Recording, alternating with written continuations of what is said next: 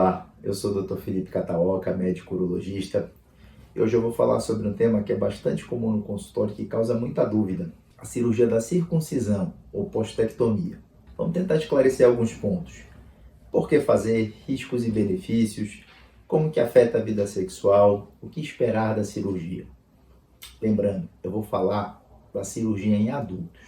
Na faixa etária pediátrica existem algumas considerações peculiares a se fazer, mas aí foge do escopo do canal e do nosso vídeo, certo? Então roda a vinheta.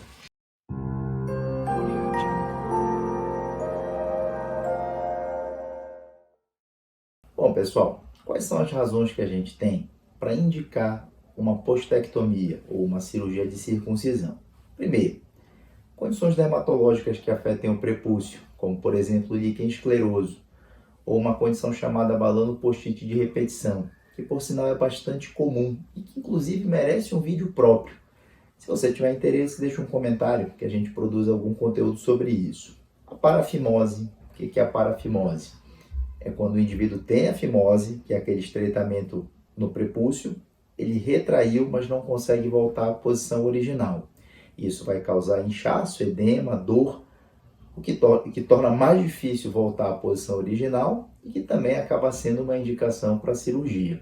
Profilaticamente, ou seja, para você tentar prevenir algumas doenças, como por exemplo úlceras genitais, que reduzem em 3 a 8 vezes, HIV, que pode reduzir até 60%, quando comparado com homens não circuncisados. E por que acontece isso?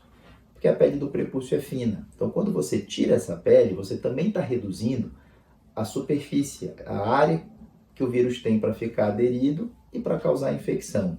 Tem proteção também contra câncer de pênis. Aliás, virtualmente ela elimina essa possibilidade se realizada no período neonatal, pelo menos até onde é bem estabelecido. Para adultos, aparentemente oferece nenhuma ou muito pouca proteção. Porque o que se acredita? É que o período crítico de exposição aos agentes causadores ele acontece durante a puberdade. Então, se você fizer depois desse período, teoricamente já não teria tanto benefício. E uma última razão que a gente pode citar é por motivos religiosos, por exemplo, os judeus. E riscos? Felipe, existem riscos? Sim, afinal de contas ela é uma cirurgia, como qualquer cirurgia tem riscos. Mas o perfil de paciente, o porte da cirurgia, se ela for minimamente bem conduzida, a chance de você ter algum dano maior ele é minimizado. O que pode acontecer mais comumente? Sangramentos, ou seja, formação de hematomas, mas geralmente eles costumam ser pequenos e autolimitados. Desconforto em relação ao quanto de pele sobra, então isso é um ponto que deve ser muito bem conversado com o paciente. Aumento de sensibilidade, principalmente nos primeiros 2, 3 meses. Isso também é um ponto que deve ser conversado com o paciente, ver se ele está disposto a isso. E como que afeta a vida sexual? Bom, em literatura médica não existe nada robusto que afete ejaculação, sensação, função ou qualquer outra coisa relacionada. Mas por que existe essa preocupação? Essa preocupação, ela, embora rara, alguns pacientes podem se queixar disso. Geralmente, a gente vai ter uma explicação razoável. Por exemplo, paciente de 50 anos, diabético, obeso, fez a cirurgia e está se queixando que está com disfunção erétil. Ah, doutor, a culpa é da cirurgia. Provavelmente não. Provavelmente está associada às comorbidades que ele tem.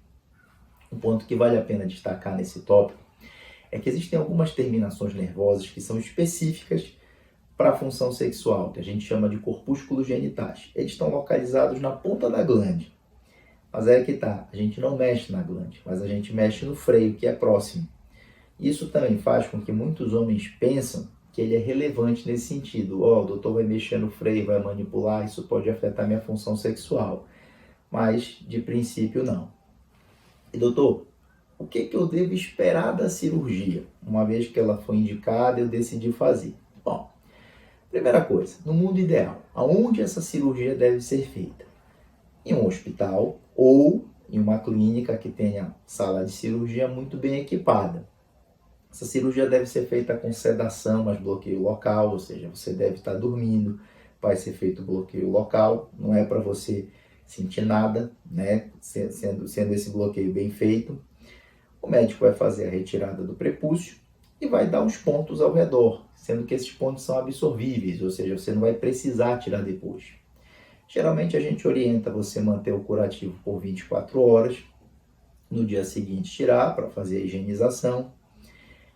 É importante lembrar que deve ficar um edema, ou seja, um inchaço no pênis por coisa de 1 a 2 semanas. Compressa de gelo pode ajudar a diminuir esse inchaço. Dor. Dor não é exatamente uma queixa tão relevante, mas medicação, analgesia comum, a gente consegue resolver sem grandes problemas. O grande segredo nesse pós-operatório são os cuidados de higiene, ou seja, lava bem com água, sabonete. É provável que o seu médico oriente você passar algum antibiótico local, pelo menos 1 semana, geralmente a neomicina ou a mupirocina. Evitar ereções, por 4 a 6 semanas, até que a cicatrização ela já esteja mais avançada. Atividades físicas extenuantes também é interessante você evitar. E sobre a pele que sobra, doutor? Como é que é? Fica muito, fica pouco?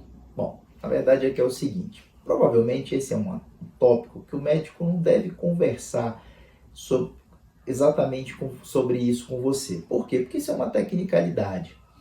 Não pode sobrar muito nem sobrar pouco. Se sobrar muita pele, provavelmente você vai precisar retrair para fazer higienização. E talvez isso fuja da indicação inicial da cirurgia, do propósito inicial. Agora, se sobrar pouco, pode ser que fique tenso, desconfortável, prejudique a ereção. Então é uma questão de calibração, mas isso vai estar dentro da expertise do seu urologista. Pessoal, e aí? Deu para aprender alguma coisa sobre isso, esclarecer algumas dúvidas? Se sim, deixa um comentário para a gente.